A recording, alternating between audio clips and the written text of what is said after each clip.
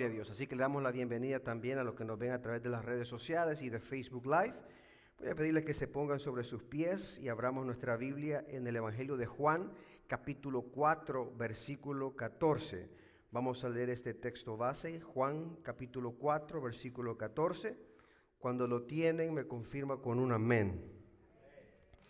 Muy bien, leemos la bendita palabra como está escrita, honrando al Padre, al Hijo y al Espíritu Santo. Y dice: mas el que bebiere del agua que yo le daré, no tendrá sed jamás, sino que el agua que yo le daré será en él una fuente de agua que salte para vida eterna. Padre, te damos gracias en esta hora por tu palabra.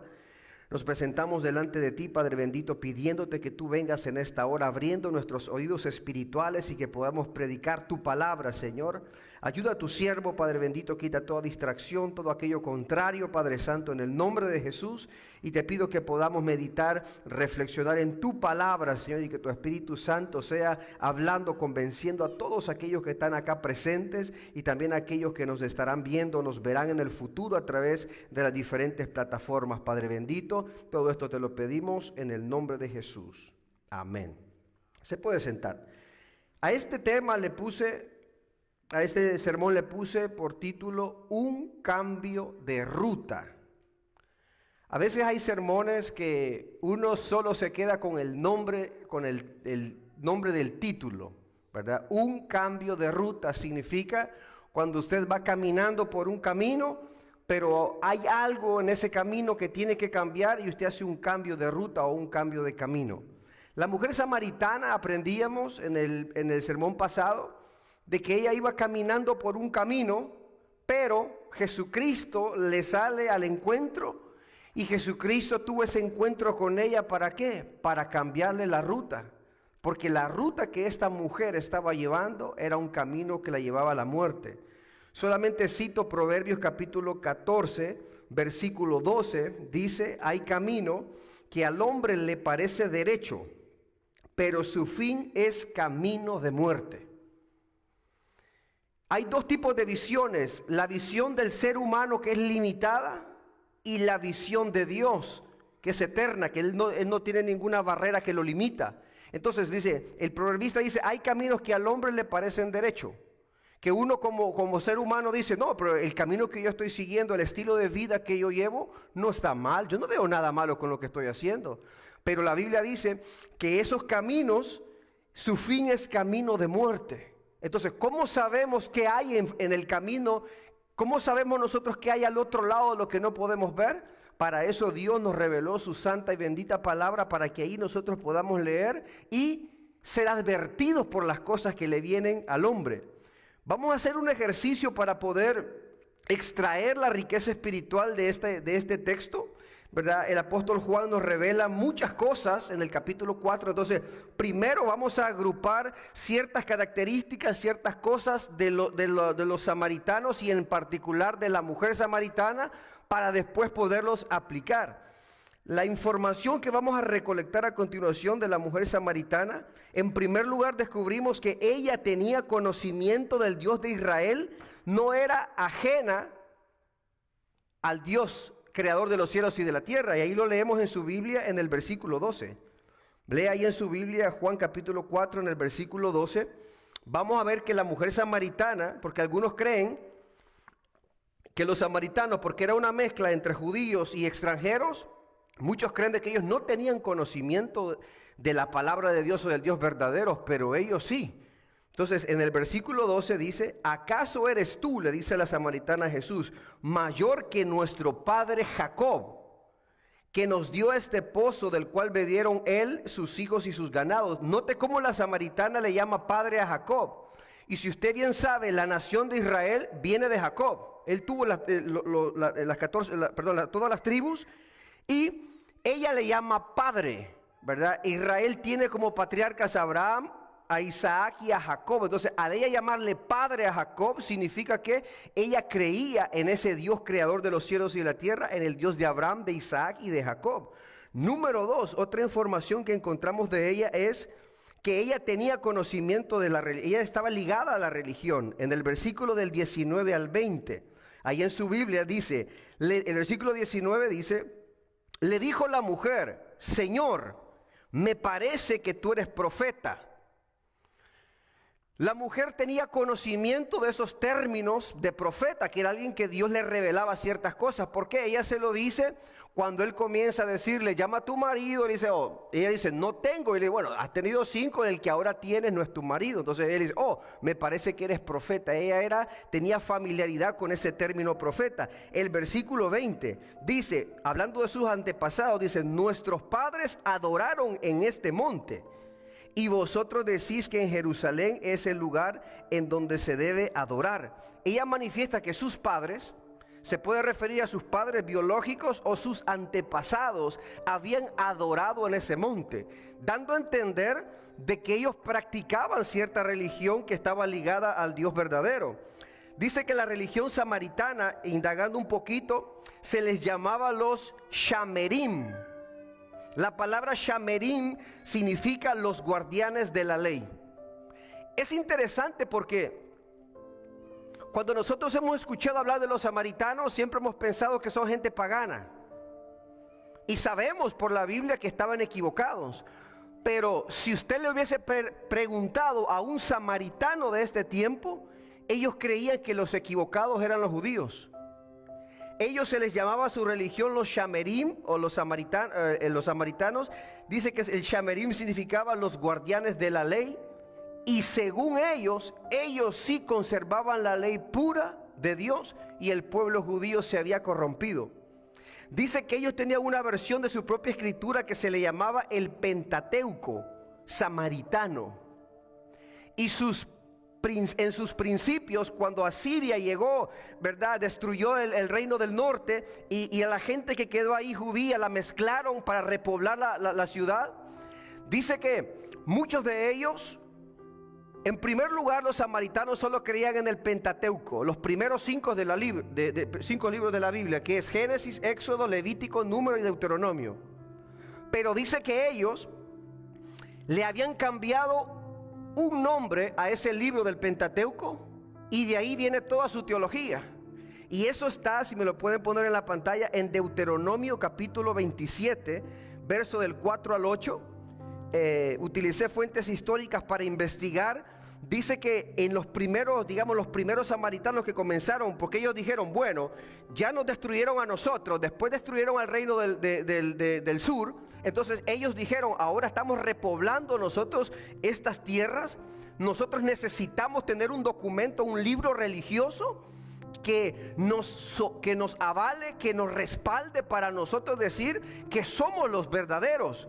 Y dice Deuteronomio capítulo 27 en el verso 4: cuando pues hayas pasado el Jordán, levantarás estas piedras que yo os mando hoy en el monte Ebal. Recuerdes este nombre de este monte, en el monte Ebal, y las revocarás con cal.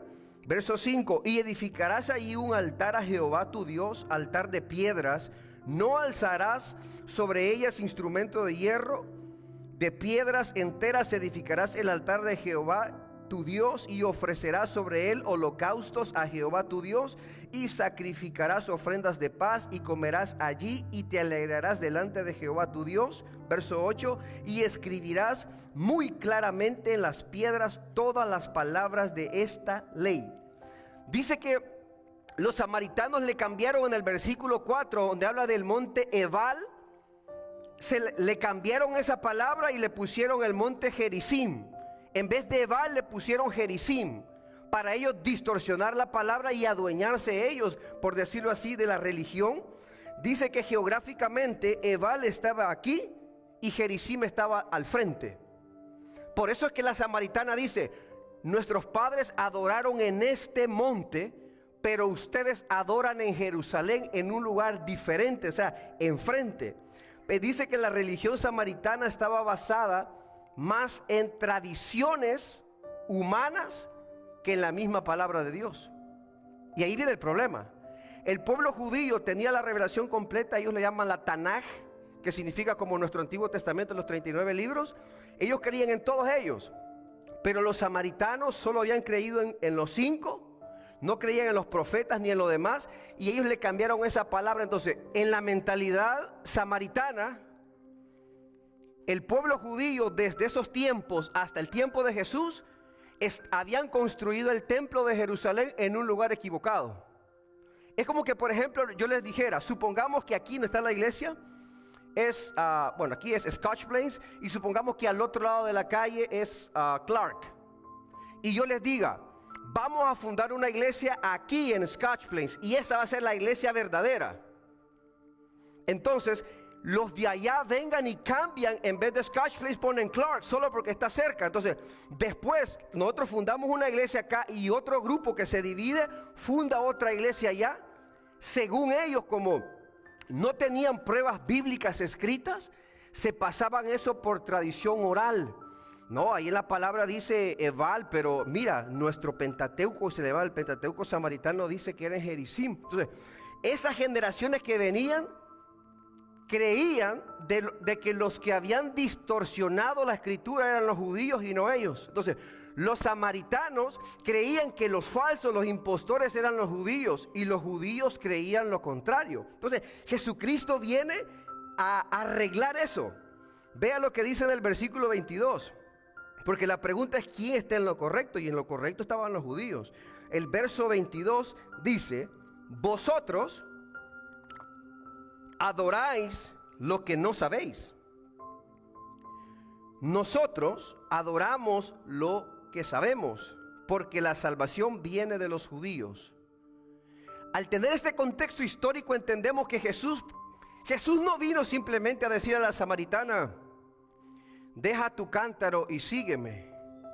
Esta samaritana no era una mujer cualquiera, ella tenía raíces bien profundas de su teología o de su doctrina, y ella se sentía que eran los verdaderos. Entonces Jesucristo viene y antes de transformarla por fuera, la transforma desde adentro, desde su mente, su corazón, y le da un estudio bíblico y le va a decir: somos nosotros, el pueblo judío, quien tiene la verdad. Por eso en el versículo 22 dice: vosotros, o sea, ustedes los samaritanos. Estamos en Juan capítulo 4 versículo 22. Jesucristo le dice: vosotros, o sea, ustedes, los samaritanos, adoráis lo que no sabéis. O sea, ustedes, le está diciendo a la samaritana, adoran lo que no saben. O sea, no saber significa tener un límite de información. O sea, ustedes están adorando sin saber nada, porque no tienen la revelación completa de toda la ley y los profetas. Y ahí en el contraste le dice: nosotros, Jesucristo era judío, nosotros adoramos lo que sabemos. O sea, nosotros adoramos, tenemos una adoración más completa porque tenemos toda la revelación de la palabra. Y al tener toda la revelación de la palabra, eso nos guía a una adoración verdadera. Y luego le dice: porque la salvación viene de los judíos. Ahora, ¿cómo aplicamos esto a nuestra vida? Mientras menos palabra nosotros leamos, nuestra información va a ser limitada. Mientras menos usted lea la bendita palabra de Dios, usted va a tener menos información de quién es Dios, qué le agrada y qué le desagrada. Entonces, usted va a adorar de una manera superficial. Tal vez usted va a practicar cosas que usted no sabe que a Dios no le agradan, porque usted no lo ha leído.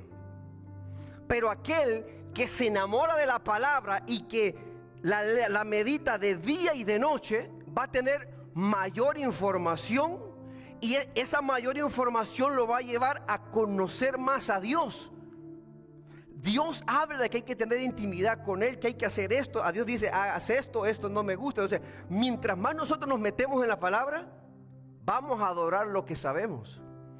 Y dice: porque la salvación viene de los judíos. Los samaritanos, porque Jesucristo cierra con ese broche de oro, porque los samaritanos, recuerda que ellos creían que su templo en Gerizim era el verdadero. Dice que ellos venían de la línea genealógica de Aarón. Ellos tenían su propio sacerdocio y hacían sacrificios de animales. Los judíos tenían el templo del monte Moriah en Jerusalén y hacían también el sacerdocio también. El templo, los sacerdotes y los sacrificios eran para acercarse a Dios. Eran para conocerlo, para tener comunión con Dios, y eran para adquirir el perdón de los pecados. Entonces, en la mente samaritana, Ellos tenían la verdad y la salvación venía de ellos. Porque según ellos, cuando ellos con sus sacerdotes hacían sacrificios, ellos estaban siendo perdonados, pero los judíos no. Porque en la mente de los samaritanos los judíos están equivocados porque hicieron un templo en un lugar equivocado. Pero Jesús les dice, la salvación viene de los judíos. ¿Cuál era el problema acá? El problema acá era el cambio o la distorsión de las escrituras. No tenían respaldo bíblico, sino que todo era tradición oral, tradición humana. ¿Usted sabe cuántas religiones hay hoy en día en el mundo? Muchas. Hay muchísimas sectas también, y muchas se denominan cristianas, solo por el hecho de creer en Jesús. Entonces, en alguna parte de nuestra vida, no sé si usted, pero yo sí, la pregunta ha salido: ¿quién tiene la verdad? Porque todas las religiones dicen ser la religión verdadera. Todas las sectas dicen que ellos son los verdaderos. Y a veces uno dice, Señor, ¿y qué tal si estoy en el lugar equivocado? Note que casi todas las religiones tienen parte de la Biblia. Verdad mezclada con mentira. Entonces, ¿cómo nosotros podemos saber qué iglesia es la verdadera? Y la respuesta es más simple de lo que creemos. La iglesia verdadera es aquella que esté edificada sobre la palabra. Toda religión, toda secta que aparte de este bendito libro diga, oh, pero necesitamos también la Biblia más esto. Mientras más una iglesia se aparta de la escritura para seguir una revelación secreta, más se está alejando de la verdad. Por ejemplo, el catolicismo romano no cree suficiente en la Biblia. Es la Biblia más la tradición y su magisterio. El 80% de su doctrina no está en la Biblia. El Islam, supuestamente Mahoma o Mohammed recibió esa revelación de Dios a través del arcángel Gabriel. Y es algo totalmente diferente, aunque tiene muchas cosas de la Biblia, pero es un evangelio diferente.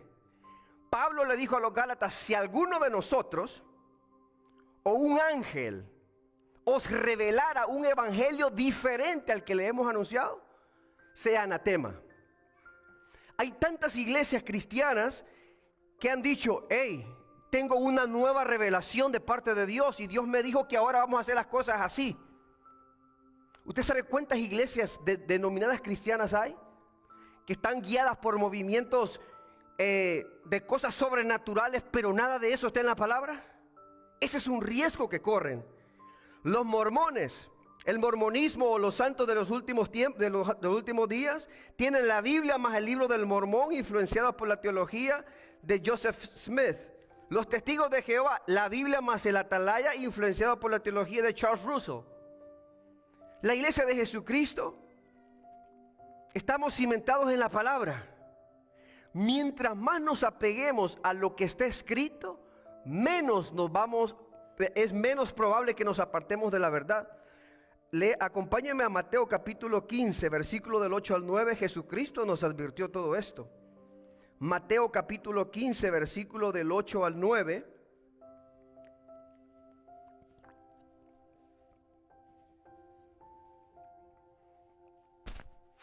Dice, este pueblo de labios me honra, pero su corazón está lejos de mí, pues en vano me honran, enseñando como doctrinas mandamientos de hombre. Parte de este pueblo judío estaba la Biblia, estaban las escrituras, la doctrina, pero ellos tenían mandamientos de hombre, tradiciones de hombre, que era lo que enseñaban. Ellos decían, esta tradición de hombre la enseñaban como que si fuera una doctrina. La palabra doctrina significa enseñanza. Enseñando como doctrina mandamientos de hombre. Por eso el consejo para cerrar esta parte es, tenemos que ser cristianos bíblicos. En YouTube se mueve mucha basura. Tenemos que tener cuidado a quien escuchamos, porque todo lo que escuchamos nos va a ministrar. Hay mucha gente que es elocuente, que habla bonito, que habla de parte del Espíritu, pero necesitamos filtrar todo eso a través de la bendita palabra. Otro punto, la samaritana era una mujer que adoraba. Jesucristo lo confirma en el versículo 22 de Juan capítulo 4, versículo 22. Cuando Jesús le dice, vosotros adoráis, Jesucristo le está incluyéndolo a ella, que ella también adora. Entonces, la mujer era una adoradora también. Otra característica, la samaritana sabía y esperaba la llegada del Mesías.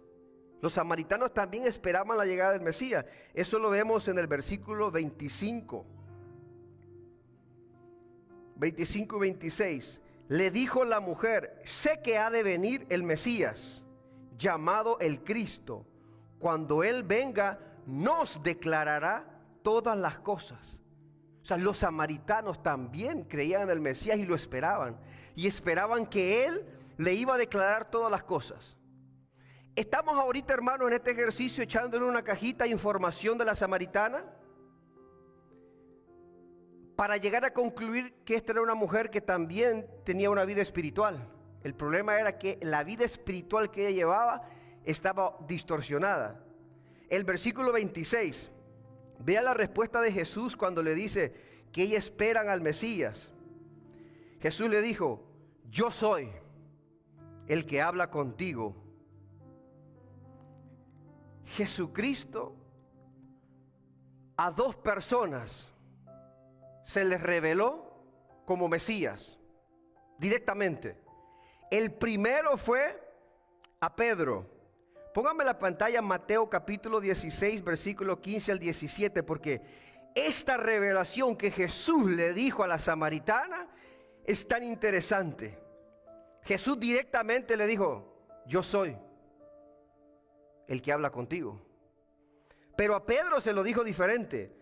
Mateo capítulo 16, 15 al 17 dice, Él les dijo, ¿y vosotros quién decís que soy yo?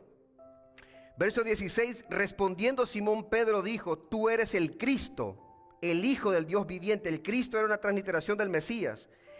Verso 17, entonces le respondió Jesús, bienaventurado eres Simón, hijo de Jonás, porque no te lo reveló carne ni sangre, sino mi Padre que está en los cielos. Pedro confiesa que Jesús es el Cristo. Y Jesús no le dice, correcto, yo soy el que habla contigo. Jesús le dijo, bienaventurado eres porque eso te lo reveló mi Padre. Jesús confirma que esa revelación la dio el Padre a él acerca de Jesús. Pero a la mujer samaritana Jesucristo directamente le dijo, yo soy el que habla contigo. Y esta pausa, como esto, ¿qué nos enseña? Fue a la samaritana que Jesucristo le dijo directamente, yo soy el Mesías. Fue a María Magdalena, otra María y a otras mujeres que Jesucristo por primera vez se les apareció glorificado en la resurrección.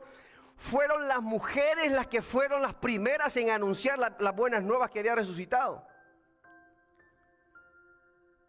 Y yo decía, Señor, pero ¿y por qué Jesucristo le reservó esto tan precioso a las mujeres? Y era porque las mujeres en ese tiempo, en el tiempo pasado, en nuestro tiempo y en el futuro siempre serán marginadas. Vea cómo fue a una mujer que Jesucristo directamente se le reveló. ¿Por qué? Porque hoy en día en la iglesia, en muchos ministerios, a la mujer se le tiene a un lado. Pero fue una mujer quien tuvo el único privilegio de que Jesucristo le dijera directamente, yo soy el que habla contigo. Fue una mujer a la que Jesús lo vieron por primera vez resucitado. Fueron mujeres a las que por primera vez fueron a anunciar las buenas nuevas. Vea lo que dice otra característica.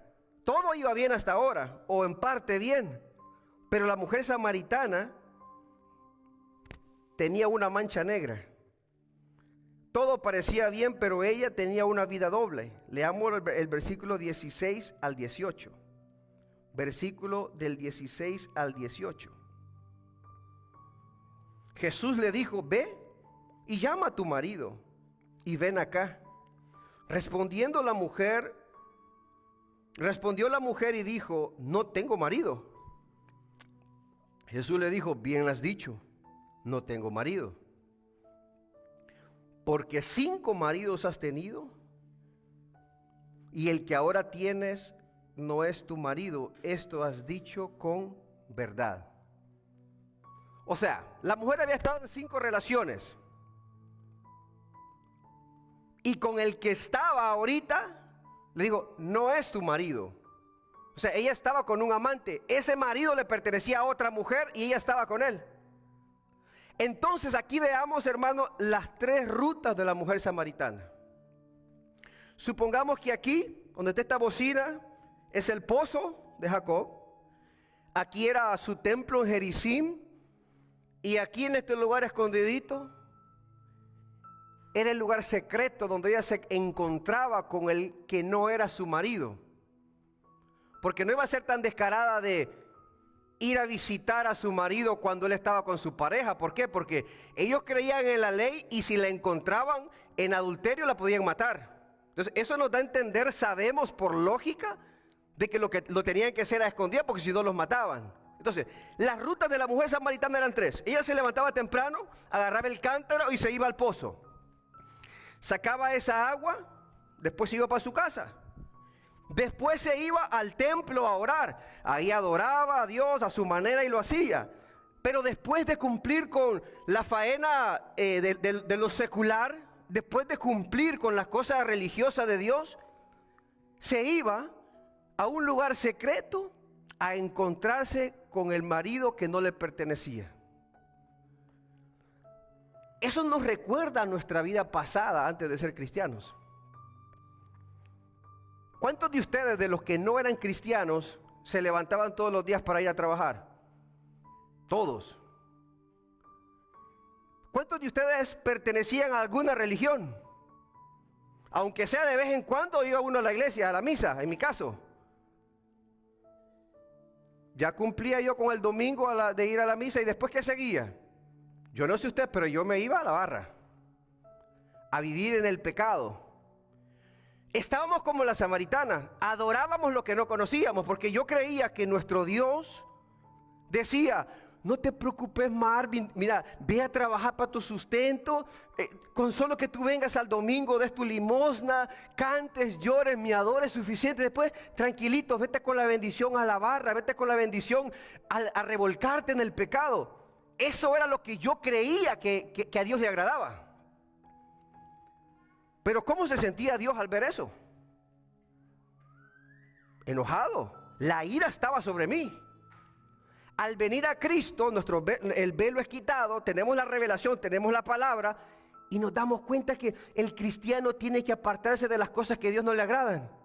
O sea, nuestra ruta ahora debe de ser ir a sacar agua al pozo, o sea, ir a trabajar, venir al templo a adorar, y después ya no seguir por esa ruta del pecado, de la inmoralidad, sino que buscar la santificación, porque la espiritualidad no está simplemente en las paredes de una iglesia. Nuestro mayor cristianismo se tiene que expresar afuera, donde nadie nos ve. Pasamos más tiempo afuera que adentro de la iglesia. Entonces, cuando nosotros venimos a Cristo, corremos ese riesgo. Y el problema radica en la falta de la lectura. Entonces, muchos cristianos dejaron el mundo, dejaron el alcohol, las drogas, van a trabajar, vienen a la iglesia, adoran a Dios, son quebrantados, oran, leen, están acá, sirven, pero está el riesgo de esa ruta tercera, que es a donde el enemigo nos está esperando, afuera del templo, mostrándonos tentaciones para que nos desviemos del camino, y ese lugar secreto que Dios tiene para nuestra intimidad con Él, distorsionarlo. Vea lo que dice en Mateo capítulo 6, versículo 6. Mateo 6:6.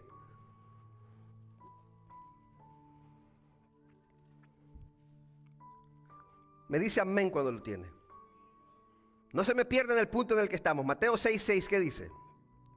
Mas tú, cuando ores, entra en tu aposento o tu cuarto y cerrada la puerta, o sea, donde ya nadie nos ve, ora a tu Padre que está en secreto, y tu Padre que te ve en lo secreto te recompensará en público. Entonces, vamos a trabajar todos los días, venimos en los días de culto a adorar a Dios. Nuestra tercera ruta tiene que ser, o sea, ¿qué hacemos después de irnos de la iglesia? Debería de ser irnos a nuestro lugar secreto. Cerrar la puerta significa un lugar donde nadie te ve, y ahí orarle a Dios y tener comunión con Dios.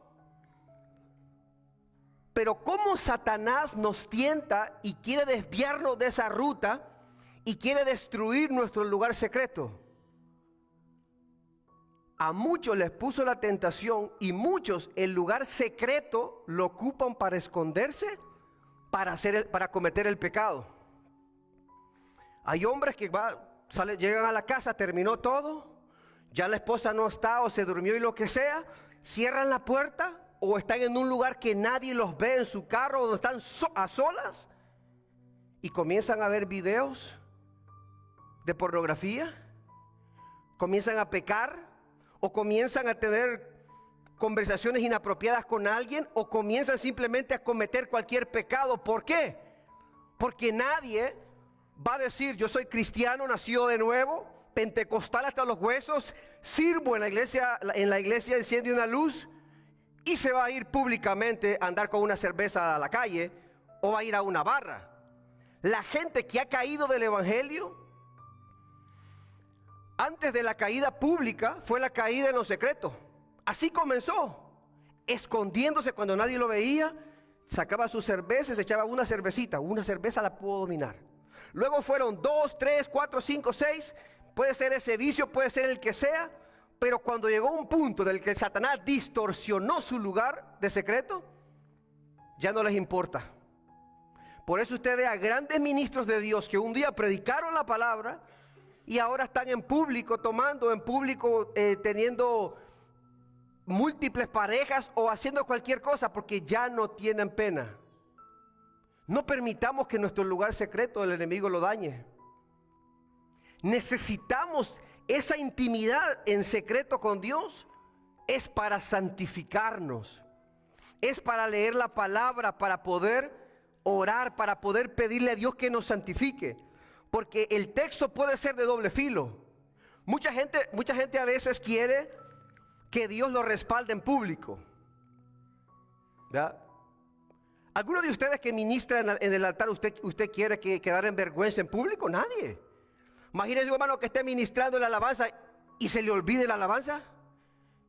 Y ahora la otra va a ser: aleluya, hermano, vamos a adorar al Señor. ¿Por qué? Porque ya se le olvidó la letra.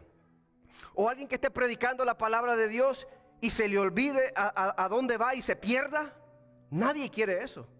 Todos quieren que Dios los respalde cuando están haciendo su trabajo. Entonces, aquí la clave es: si nosotros queremos que Dios nos respalde en público, en lo secreto tenemos que buscarlo a Él.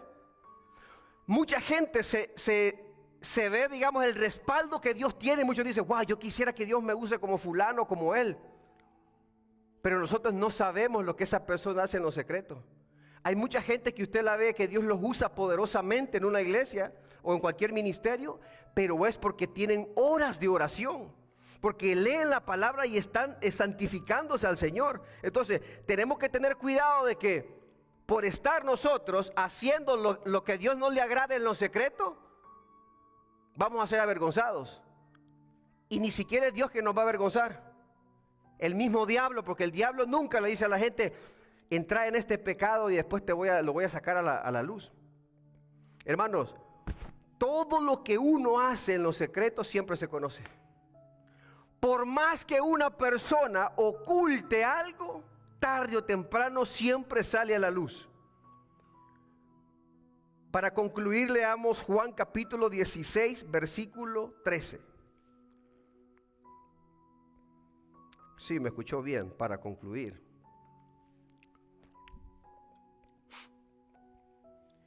Meditemos en estos tres caminos. ¿Qué tipo de evangelio estamos viviendo?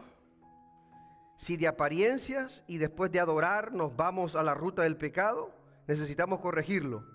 Y el único que nos va a ayudar es el Espíritu Santo. Juan capítulo 16, versículo 13. Dice: pero cuando venga el Espíritu de verdad, Él os guiará a toda la verdad, porque no hablará por su propia cuenta, sino que hablará todo lo que oyere y os hará saber todas las cosas que habrán de venir. El único que nos guía por camino de justicia y nos guía a toda verdad es el Espíritu Santo. Mientras más usted y yo nos dispongamos a que Dios, a través del Espíritu Santo, a través de la palabra, a través de la comunión con Él, más Dios nos limpie, nos purifique y nos llene de su Espíritu, cuando el enemigo lo esté esperando ahí, poniéndole una tentación para que se aleje de Dios, más fuerte vamos a estar para decirle: ay, diablito, ya te conozco esa vereda. No, thank you. No, gracias. Yo le soy fiel a mi Cristo. Mientras menos palabra leamos, mientras menos estemos llenos del Espíritu Santo, puede hacer que seamos seducidos por el pecado y terminemos enredados y terminemos pervirtiendo nuestro lugar secreto. Como le digo, el lugar secreto no significa simplemente que usted se va a encerrar en su cuarto a orar. Significa todo el lugar o espacio a donde estamos a solas. Puede ser en su carro, cuando va a trabajar, que usted va a solas hablando con Dios. Entonces, no permitamos que el enemigo dañe nuestro lugar secreto. Y si usted siente que se va apartando de esa ruta y sigue por la ruta del pecado, es tiempo que ahora haga un alto, que ahora frene y haga un retorno, un U-turn, a volverse de nuevo a su lugar secreto a orar con el Padre. Pongámonos de pie. Padre, te damos gracias en esta hora por tu palabra, por tu presencia. Cambia nuestra ruta, Señor. Muchas veces, Padre amado, de una u otra manera somos seducidos para apartarnos de tu verdad, para apartarnos de tu presencia. Te pido, Dios, que nos ayudes, Padre amado, que nuestro lugar secreto pueda estar siempre, sea un lugar santificado y apartado para adorarte, Señor. Padre amado, si hay alguien aquí presente o alguien que nos ve en las redes sociales o por YouTube, que se está apartando de esa ruta, Padre Santo, a la santidad, apartándose de esa ruta, tu voluntad, yo te pido que en esta hora, Señor bendito, a través de esta palabra, Él pueda meditar, reflexionar y hacer un alto, Padre amado, un alto radical y poderse regresar, porque hay caminos que al hombre le parecen rectos, pero su final es camino de muerte, Señor. Gracias te damos en este día por esta palabra, Padre amado, en el nombre de Jesús. Nos despedimos de las redes sociales y nos veremos hasta la próxima. Dios me los bendiga.